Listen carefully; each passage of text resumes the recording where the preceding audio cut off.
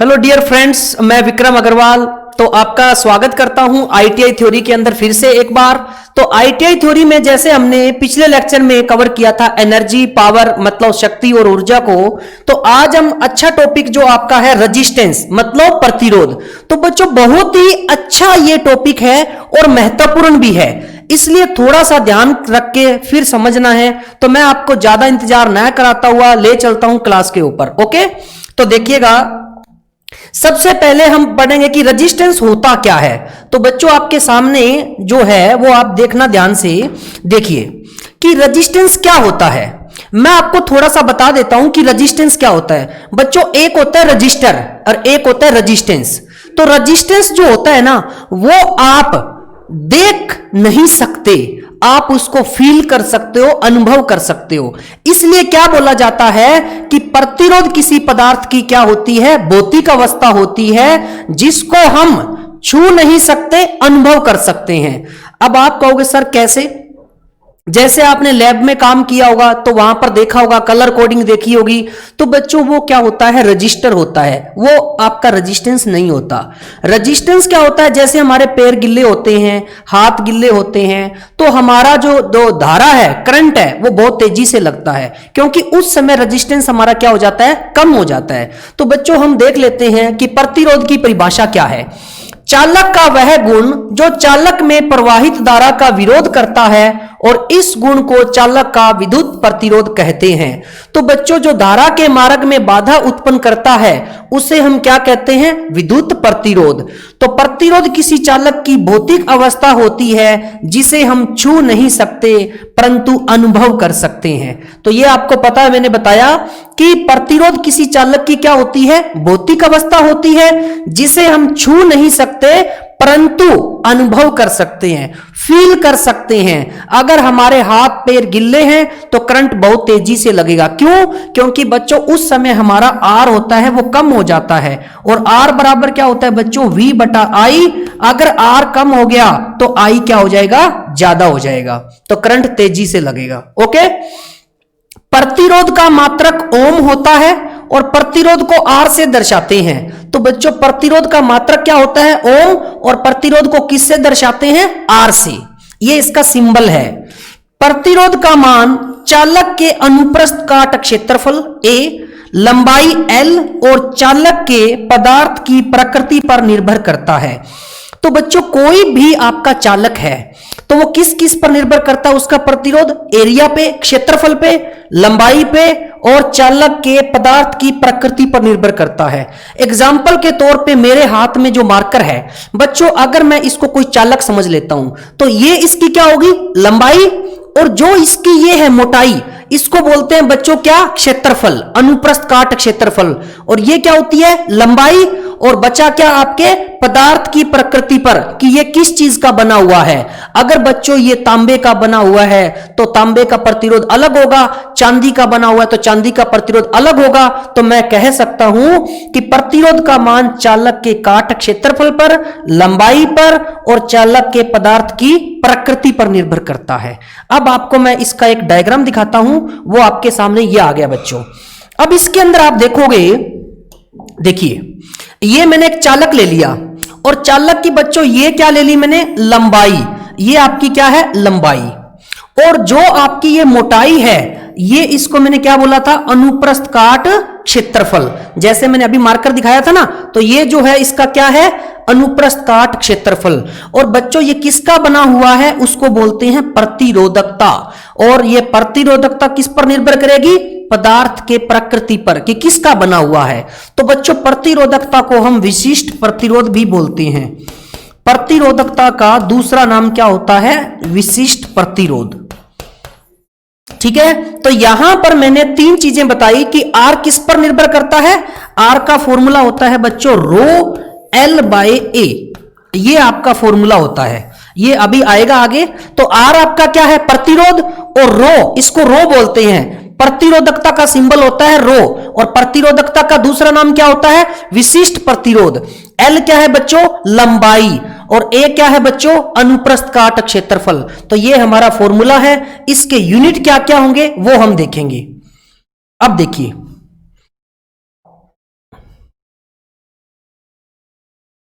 कि अगर मैं यहां पर बात करूं जो रेजिस्टेंस है प्रतिरोध, इसके अंदर फॉर्मूला पड़ा R बराबर रो L बाय ए, अभी मैंने बताया था ना।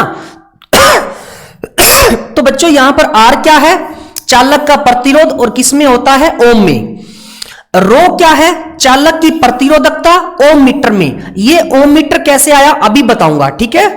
एल क्या है, चालक की लंबाई, और चालक की लंबाई किसमें होती है, मीटर में। और ए क्या होता है, अनुप्रस्थ काट क्षेत्रफल, जो किसमें होता है, मीटर स्क्वायर में।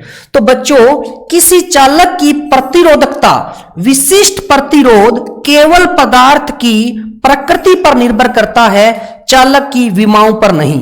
बच्चों इस लाइन को अगर आप समझ गए तो बच्चों आपका 1 नंबर कंफर्म है। यहां पर प्रतिरोधकता बोला गया है, ना कि प्रतिरोध। प्रतिरोध आपका निर्भर करता है किस पर, पदार्थ की प्रकृति पर, लंबाई पर, अनुप्रस्थ काट क्षेत्रफल पर।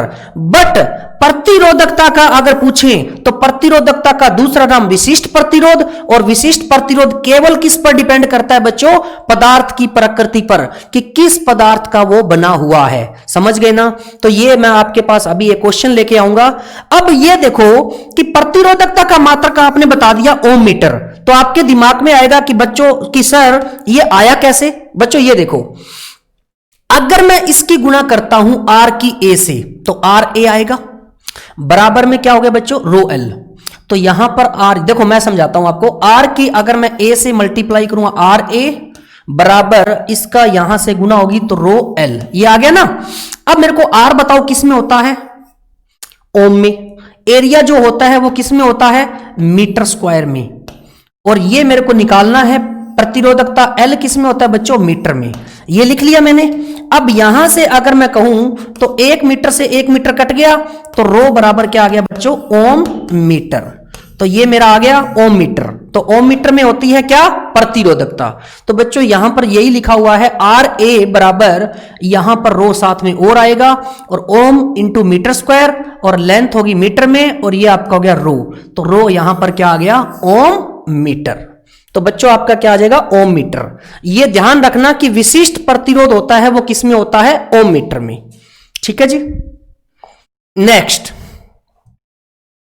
अब यहां पर देखिए आप कि किसी चालक का प्रतिरोध लंबाई के समानुपाती होता है। यह कैसे बच्चों, यहां पर देखिए आर बराबर आपके पास फॉर्मूला था रो एल बाय ए, यह फॉर्मूला था ना। अब यहां से अगर देखूं मैं तो R बराबर रो एल बाय ए, तो चालक का जो प्रतिरोध है वो लंबाई के क्या है, समानुपाती। तो मैंने लिख लिया R समानुपाती L, R समानुपाती L। तो बच्चों जब ऊपर है तो समानुपाती और नीचे आए तो विलोमानुपाती। तो R समानुपाती L हो गया, मतलब लंबाई बढ़ेगी तो प्रतिरोध क्या बढ़ेगा, बढ़ेगा। देखो बच्चों समानुपाती का मतलब यह होता है कि कोई चीज एक बढ़ती है तो उसके कारण दूसरी भी बढ़ जाती है। तो R समानुपाती L। किसी चालक का प्रतिरोध अनुप्रस्थ काट क्षेत्रफल के विलोमानुपाती होता है। तो मैंने अभी क्या बताया था, लेंथ होगी मेरी, लंबाई गई। अब R और A का देखूं तो R और A का रिलेशन यहां पर क्या बन रहा है, R A नीचे है तो ऊपर 1 लगा दो, कुछ नहीं है तो 1 बाय A। तो R समानुपाती का चिन्ह 1 बाय ए। जब ए नीचे होता है आर ऊपर होता है तो विलोमानुपाती बोलते हैं।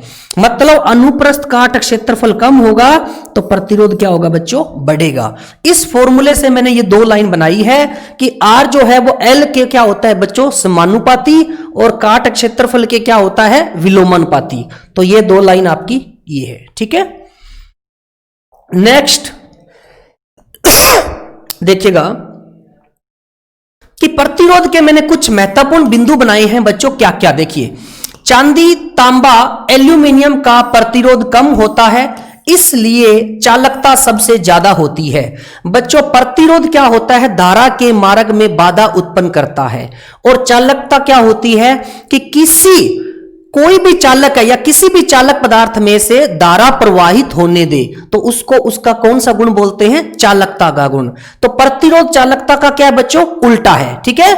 अब चांदी है, चांदी बोलते हैं बच्चों सिल्वर को, और तांबा बोलते हैं कॉपर को, और एल्यूमिनियम Al होता है। तो यहां पर इसके सिंबल भी लिख लेना, Ag बोलते हैं चांदी को, Cu बोलते हैं कॉपर को, एल्यूमिनियम को बोलते हैं Ag। ये इनके सिंबल होते हैं बच्चों, कई बार सिंबल आ जाते हैं, ठीक है।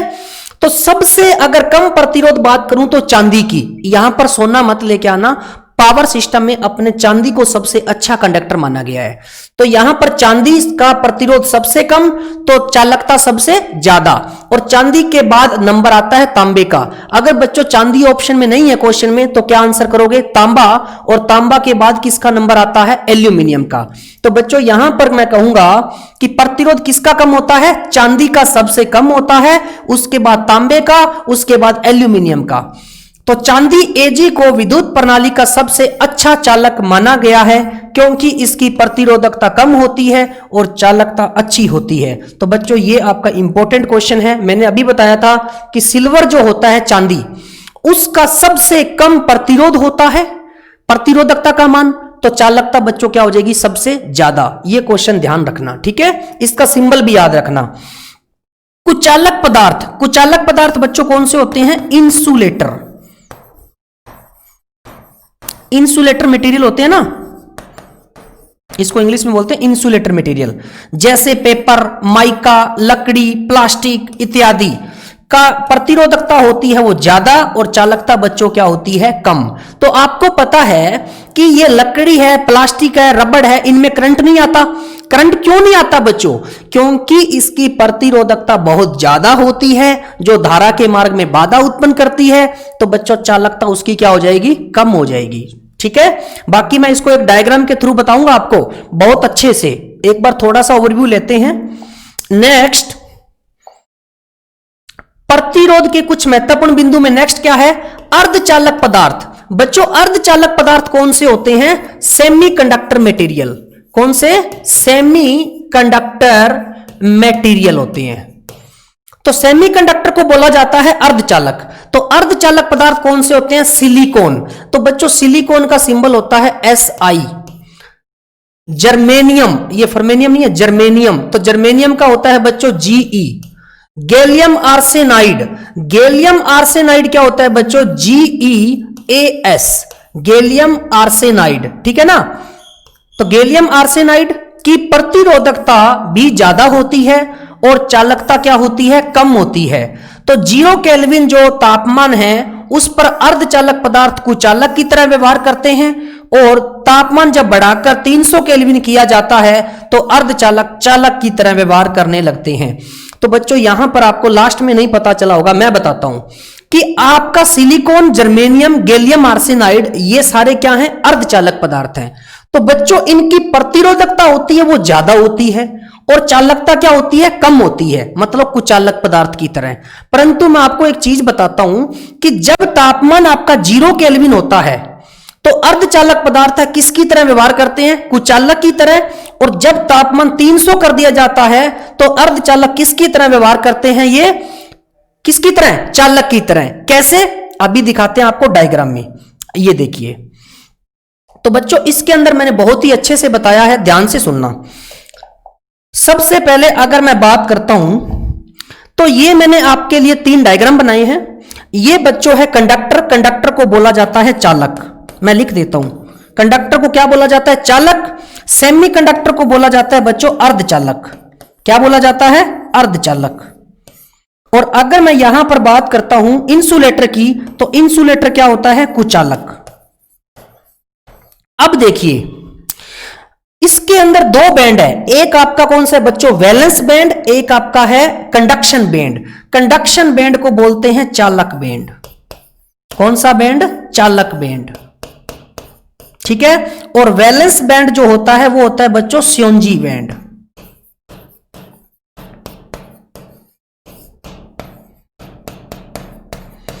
तो यहां पर देखिएगा कि चालक बैंड और श्योनजी बैंड के बीच में कोई भी गैप नहीं है बच्चों, इसके अंदर कोई भी गैप नहीं है। इसका मतलब क्या है? चालकता इसकी बहुत ज्यादा है।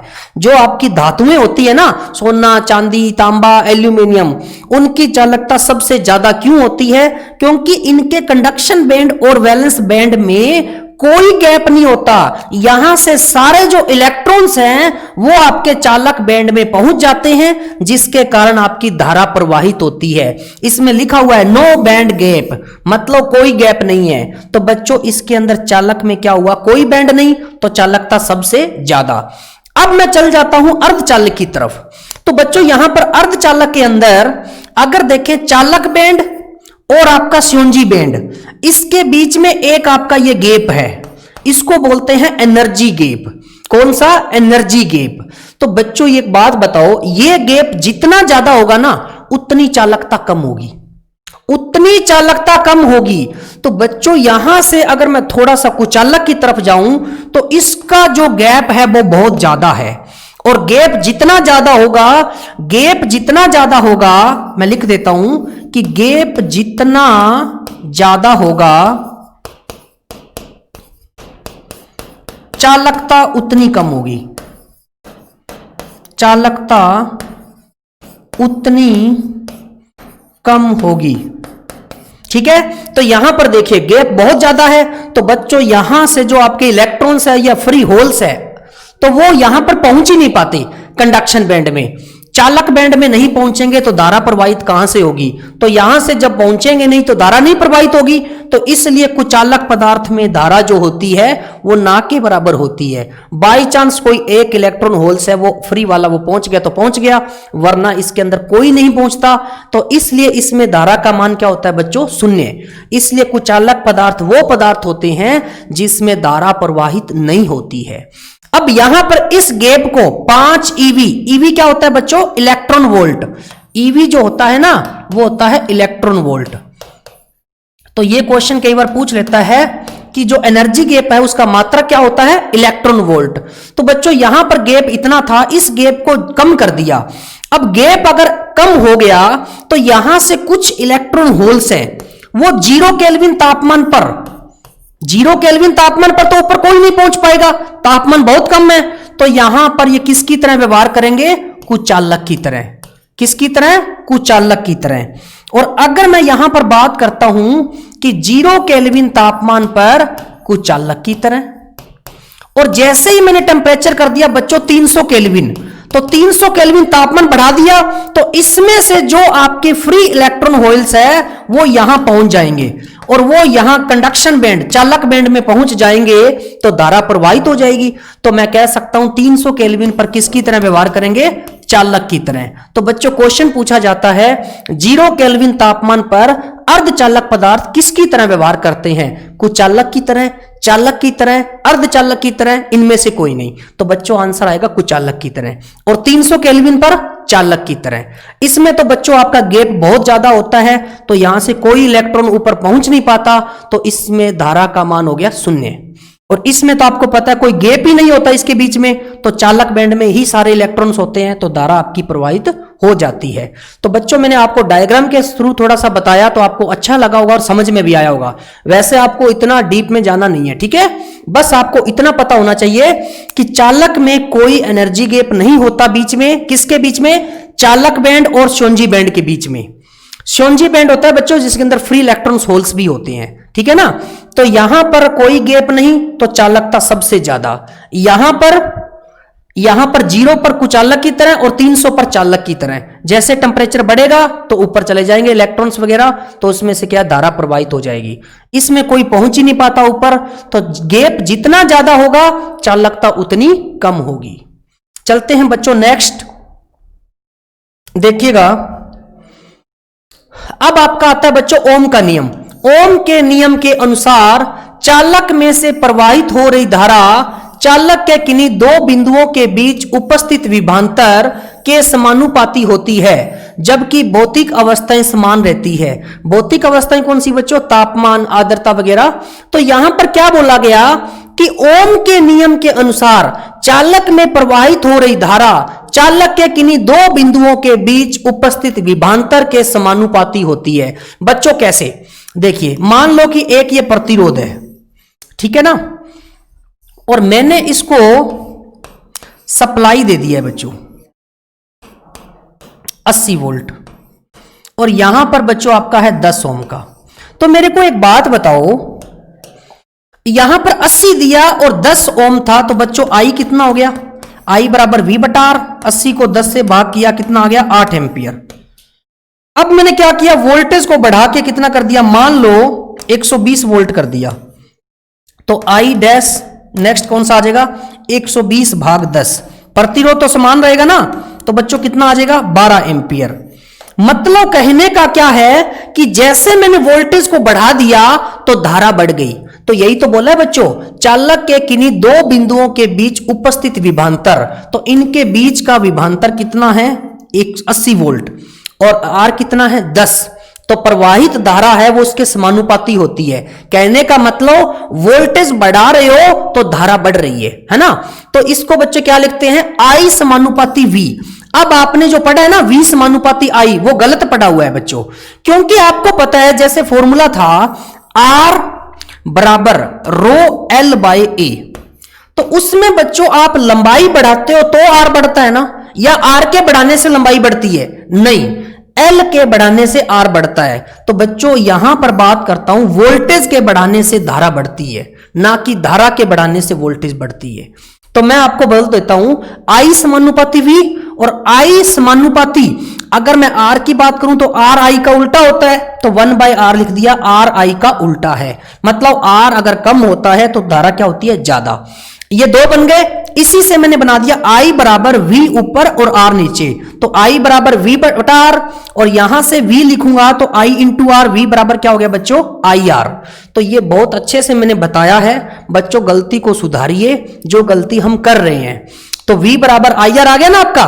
देखो I समानुपाती V बढ़ेगा तो I बढ़ेगा, ना कि I के बढ़ने से V बढ़ेगा। तो बच्चों यहां पर I और 1/R क्यों लिखा, क्योंकि R I का उल्टा होता है। तो दोनों को मैंने जोड़ दिया तो I आ गया, V ऊपर R नीचे, I बराबर V बटा R, तो V बराबर I इंटू R हो गया, V बराबर IR। ये मैंने 3 ट्रायंगल बनाए हैं। क्यों बनाए हैं बच्चों, इसमें देखो, इसमें मेरे को निकालना है मान लो V, तो V निकालना है तो ये IR हो गया, तो V बराबर IR। अब इसमें मेरे को निकालना है I, तो V बटा R, I बराबर V बटा R। इसमें मेरे को R निकालना है तो R बराबर V बटा I। मतलब एक ट्रायंगल बना के उससे मैंने तीनों फॉर्मूले डिस्क्राइब किए हैं। तो V बराबर IR, I बराबर V बटा R, और यहां पर R बराबर क्या हो जाएगा बच्चों, V बटा I। वो हम इससे भी निकाल सकते हैं। तो ये तीनों फॉर्मूले आप लर्न कर लेना, एक से ही तीनों फॉर्मूले बने हैं, क्योंकि आपको पता है कि बच्चों V बराबर अगर IR होता है तो I बराबर क्या हो जाएगा, V बटा R, R उसके नीचे चला जाएगा, और R निकालना है तो V बटा क्या हो जाएगा, I। तो तीनों फॉर्मूले आपके इसी से बने हैं। ठीक है, चलते हैं नेक्स्ट। देखिएगा, 1 एम्पियर धारा प्रवाहित होने के लिए 1 वोल्ट की बैटरी, ये 1 वोल्ट की बैटरी और 1 ओम का प्रतिरोध होना आवश्यक है। तो बच्चों I बराबर V बटा R होता है। I मतलब 1 एम्पियर, 1 वोल्ट और R का 1 ओम। तो यही तो बात लिखी है उसने। अब मैंने एक नेटवर्क दिया है, पॉजिटिव और नेगेटिव सप्लाई, ये आपकी दे दी मैंने, ठीक है ना। अब मेरे को एक बात बताओ, ये सप्लाई है, ये नेटवर्क है, और ये मैंने प्रतिरोध R दे दिया। बच्चों जब R का मान 0 होगा तो परिपथ में प्रवाहित धारा का मान बहुत अधिक मतलब अनंत होगा, और परिपथ बंद परिपथ की तरह व्यवहार करेगा। बच्चों जब धारा प्रवाहित होती है तो धारा हमेशा क्लोज सर्किट में प्रवाहित होती है, बंद परिपथ में। तो आपको पता लग गया। अगर R 0, बच्चों यहां पर मेरे को यह बताओ, I बराबर होता है V बटा R, और R होता है I का उल्टा। अगर R 0 है तो इसका मतलब I तो बहुत ज्यादा है, और बहुत ज्यादा का मतलब क्या होता है बच्चों, अनंत। तो इसी को मैं आपको दिखाता हूं कैसे किया है, ये देखिए। अगर R आपका 0 है तो I बराबर V बटा R होता है, और I बराबर V, R की वैल्यू कितनी है, 0, तो V बटा 0।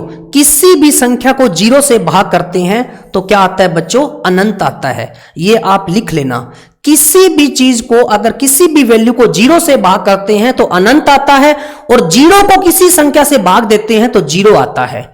अब देखिए, जब R का मान अनंत होगा तो परिपथ में धारा का मान शून्य हो जाएगा और परिपथ खुले परिपथ की तरह व्यवहार करेगा। बच्चों R आपने कर दिया बहुत ज्यादा, तो I आपका क्या हो जाएगा, बहुत नीचे, और बहुत नीचे क्या होता है बच्चों, शून्य। तो R बराबर अनंत कर दिया तो I का फॉर्मूला V बटा R, V बटा इन्फानाइट, V बटा इन्फानाइट, और किसी भी संख्या को इन्फानाइट से भाग करते हो तो क्या आता है, 0, और I का मान 0 हो गया तो परिपथ किसकी तरह व्यवहार करेगा, खुले परिपथ की तरह।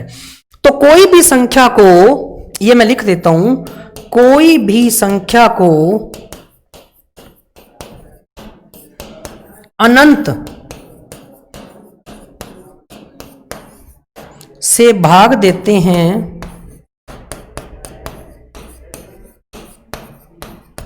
तो उसका मान शून्य होता है।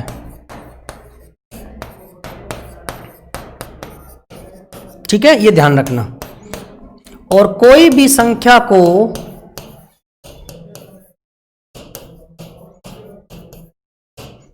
जीरो से मतलब शून्य से भाग देते हैं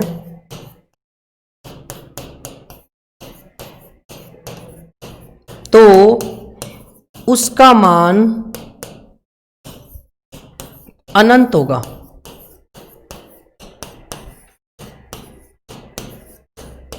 ठीक है, ये दोनों लाइन आप नोट कर लेना, बहुत अच्छे से बताइए मैंने।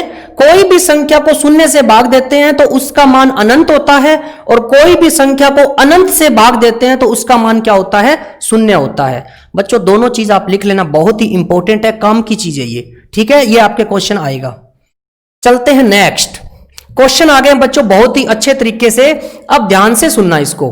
देखिए, सबसे पहले अगर मैं बात करता हूं यहां पर, तो आपके पास क्वेश्चन क्या है, देखिए, किसी चालक का विशिष्ट प्रतिरोध निर्भर करता है। विशिष्ट प्रतिरोध बच्चों किसको बोलते हैं, प्रतिरोधकता को, और इसका सिंबल क्या होता है, रो। ठीक है, इसको बोलते हैं प्रतिरोधकता। विशिष्ट प्रतिरोध का दूसरा नाम होता है प्रतिरोधकता। तो मैंने आपको बताया हुआ है कि विशिष्ट प्रतिरोध या प्रतिरोधकता केवल पदार्थ की प्रकृति पर निर्भर करता है। तो बच्चों यहां पर चालक की लंबाई, चालक के अनुप्रस्थ काट, चालक के पदार्थ की प्रकृति पर, तो आपका जो आंसर है वो क्या आ जाएगा, सी ऑप्शन आ जाएगा। क्या आ जाएगा बच्चों, सी ऑप्शन। बस डी ऑप्शन मत कर देना कि उपरोक्त सभी, तो बच्चों गलत हो जाएगा। ठीक है ना, बस ध्यान रखना कि जब आपके पास प्रतिरोधकता पूछे या विशिष्ट प्रतिरोध इसका नाम होता है दूसरा, तो आंसर आएगा पदार्थ की प्रकृति पर। अगर वो पूछता विशिष्ट प्रतिरोध की जगह प्रतिरोध, तो आंसर आता उपरोक्त सभी। तो ये भी देख लेते हैं हम। देखिए, ये आपका क्वेश्चन है, किसी चालक का प्रतिरोध निर्भर करता है। तो बच्चों प्रतिरोध और विशिष्ट प्रतिरोध में अंतर होता है ना, तो प्रतिरोध किस पर करता है, ये देख लिए, R बराबर रो L बाय A। तो यहां पर R किस किस पर डिपेंड कर रहा है, लंबाई पे, चालक की लंबाई पे, बिल्कुल सही है, और चालक के अनुप्रस्थ काट क्षेत्रफल पर, बिल्कुल सही है, यह भी आ गया, चालक के पदार्थ की प्रकृति पर, बिल्कुल सही है, तो उपरोक्त सभी। तो आपका जो आंसर है बच्चों क्या आ जाएगा, डी। तो ये सारे सही हैं, इसका आंसर जो होगा वो होगा क्या बच्चों, उपरोक्त सभी। ठीक है, नेक्स्ट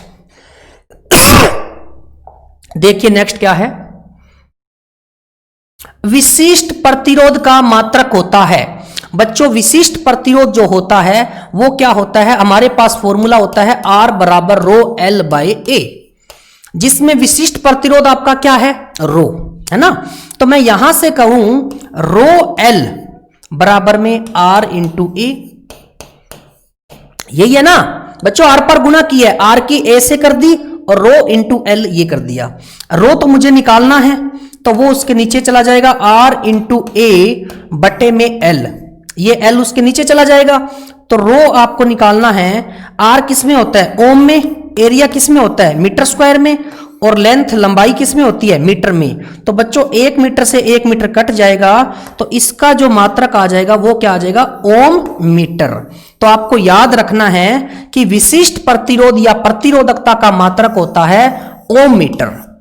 सिंपल सा क्वेश्चन है बच्चों, ओम मीटर। क्या कर दोगे? ओम मीटर। तो आंसर आ गया ओम मीटर। नेक्स्ट, बहुत ही अच्छा क्वेश्चन है बच्चों। ये क्वेश्चन कर लिया तो आपको मैं समझ लूंगा कि आपको समझ में आ गया है। यदि किसी चालक तार की लंबाई को खींचकर 2 गुना कर दिया जाए तो प्रतिरोध कितने गुना हो जाएगा? बच्चों एक बात बताता हूं आपको कि अगर हम देखें किसी भी चालक का आयतन जो होता है वो हमेशा बराबर रहता है। आयतन क्या होता है बच्चों? कोई वस्तु जितना स्थान घेरती है उसको हम बोलते हैं आयतन। जैसे अगर मैं बात करूं कि अगर ये कोई आपका चालक है, ये क्या है? चालक। अगर मैं इसको खींचकर मतलब लंबाई को डबल करता हूं, अगर मैं इसकी लंबाई मान लूं कि L है, छोटा L, ठीक है, और इसका एरिया जो है वो है A, समझ रहे हो बात को? अब इसको खींचकर 2 गुना कर दिया जाए, मतलब बच्चों यहां पर खींच रहे हो तो लंबाई आप बढ़ा रहे हो। तो लंबाई अगर आप बढ़ा रहे हो तो इस तरीके से लंबाई जब बढ़ेगी तो आपको पता है ये चीज क्या हो जाएगी? पतली हो जाएगी, क्योंकि क्षेत्रफल तो पतला होगा ही।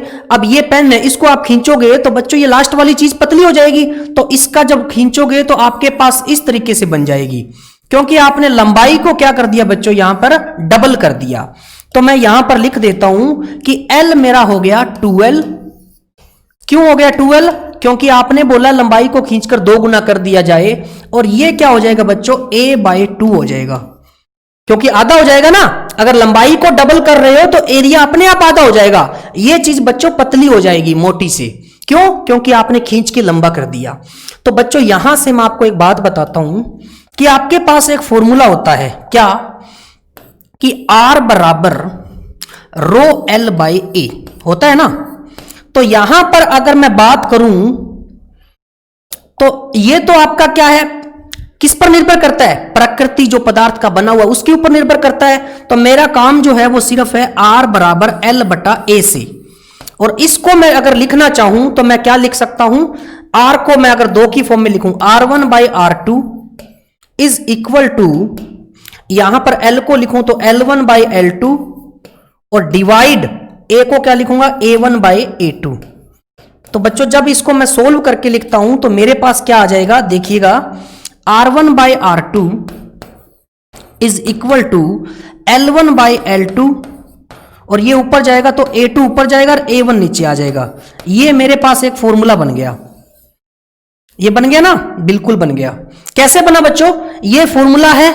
ये रो जो है ना, प्रतिरोधकता, ये प्रकृति पर निर्भर करती है कि किस पदार्थ का बना हुआ है। तो इसको तो हटा दो, ये तो हमेशा समान रहेगा, क्योंकि कंडक्टर का कोई पदार्थ तो चेंज नहीं किया कि चांदी से कॉपर बना दिया, ऐसा कुछ नहीं है। तो R बराबर L/A रह गया। अब R को अगर बच्चों मैं 2 की फॉर्म में लिखता हूं तो R1/R2 लिख दूंगा, और L को लिखूंगा L1/L2 डिवाइड A का A1/A2। तो ये ऊपर जाएगा तो ये बन गया।